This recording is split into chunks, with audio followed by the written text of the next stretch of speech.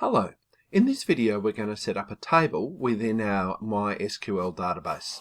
Now as you can see I'm using a thing here called phpMyAdmin. Now this is very common on hosting solutions. We have it on Citadel, but it is also very common on purchase solutions. And I already have my database set up here.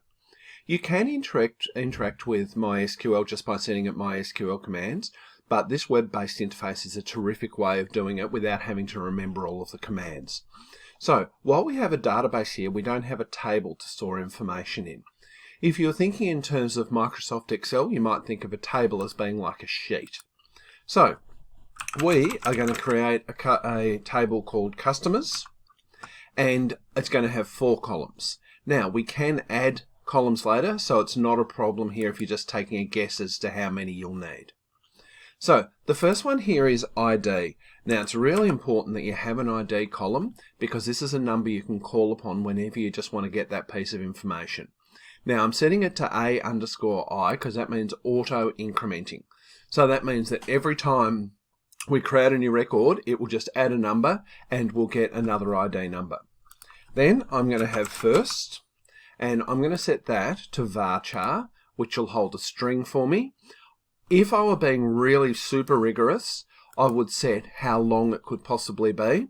This will optimize our database, but for small scale projects, there's really no need to do that. I'm going to put last, and I'm going to make that varchar as well. And finally, I'm going to have age, and age I'm going to leave as an integer because it's going to be a whole number. So I've done all of that, and then I hit save. Oh, there we go. And it says, please enter a valid length. Okay, so I do have to put a valid length for varchar. So I'm going to say it can be up to 100 for a first name and 100 for a surname, and then I'm going to give it another go. Okay, so that tells us that we have ID, which is an integer, varchar, which is up to 100 characters, another varchar for 100 characters, and age is an integer. And now when I click on customers over here, it shows us all our data, and at the moment we don't have any data, but I have set up that table and now that's ready to use.